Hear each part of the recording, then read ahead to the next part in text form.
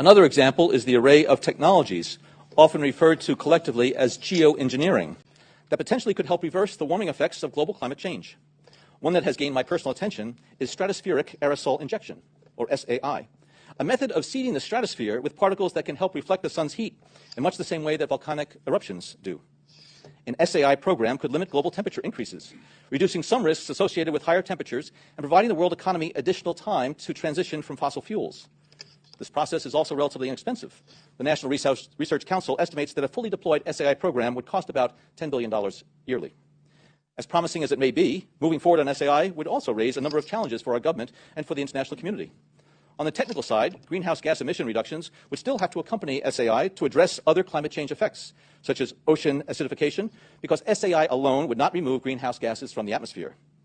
On the geopolitical side, the technology's potential to alter weather patterns and benefit certain regions of the world at the expense of other regions could trigger sharp opposition by some nations.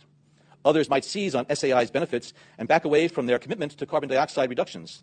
And as with other breakthrough technologies, global norms and standards are lacking to guide the deployment and implementation of SAI and other geoengineering.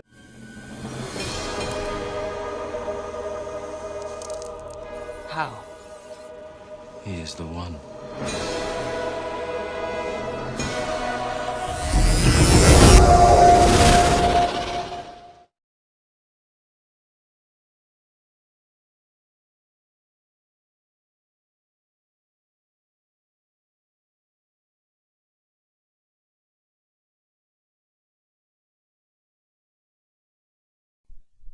Before we get to the really good stuff, I'd like to show you a few photos of this chemtrail anomaly from other days. This is the stuff we're not supposed to see.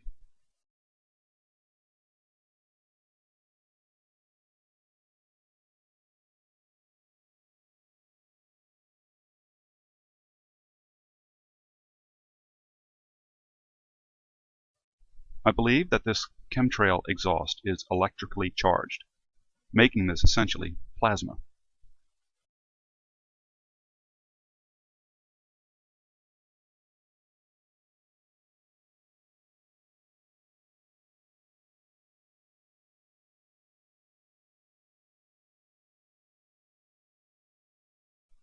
The photography and video on November 24th, 2013 started out as recording a craft above, moving in from the northwest.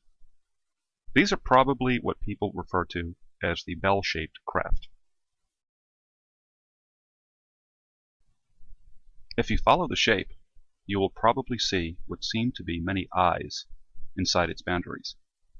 I still think they are engine artifacts.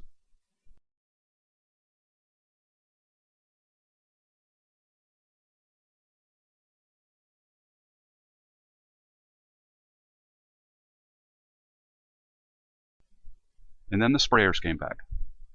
They had been spraying heavily for the previous 2 days.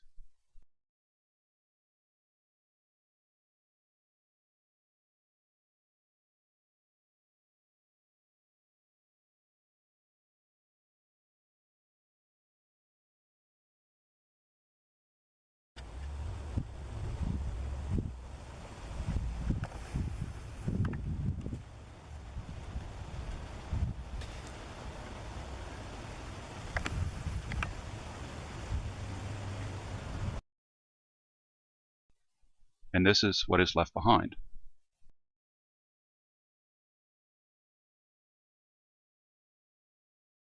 What's the deal with the blue exhaust?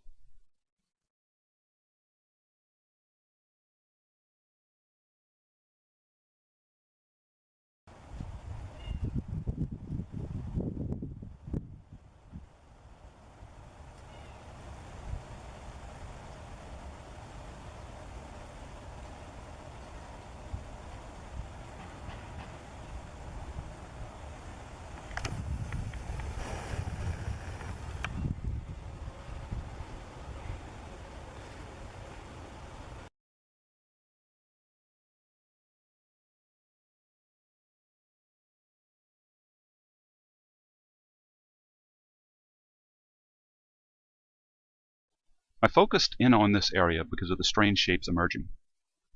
It seems there is at least one small craft here, and another one larger above it. More on this one later. But it seems like the subsystem of craft looks like this. The one on the bottom might be spherical.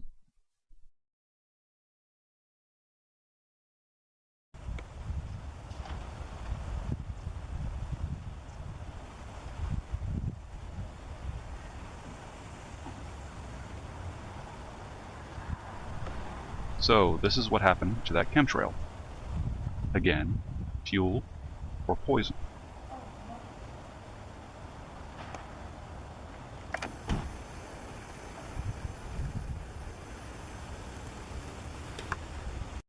I did not see the white objects while recording. They only came out when I applied auto levels.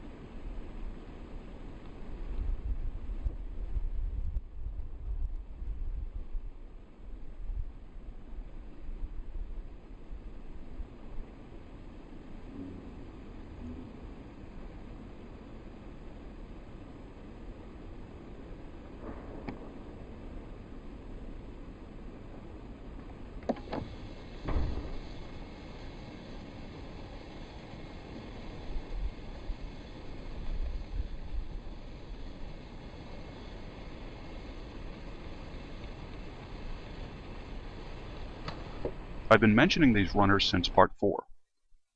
They zip off the ships at a very fast speed. They are either part of the system or getting caught up in the system. Are they orbs?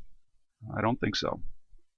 I think that they are either this type of entity or this type, or they are one and the same. More on these in a future video. So this is what I caught around the larger craft while zooming out.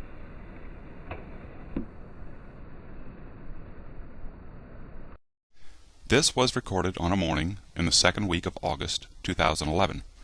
They arrived at about 8 a.m., this time from the north. The camera is facing east. Have you figured out why I like this one so much? I had known by this point that capturing them in extreme lighting conditions was key. Sunrise, dawn, was very often suitable, and still is. I want you to see how close they come in. This is one of the few videos I have with a telephone pole in it. An expert could gauge the size, distance, and height off the ground with this video probably, but not me. But they fly in close. I wonder which of NASA's 27 types of clouds this one is. Maybe 27B? In this video, they arrive low, turn at a point just to the southeast of me, and swirl upwards. I will pause the video and show you where I'm pretty sure they are, based on shadow, their wakes, and how their surfaces appear. When you know what shapes to look for, it makes it easy.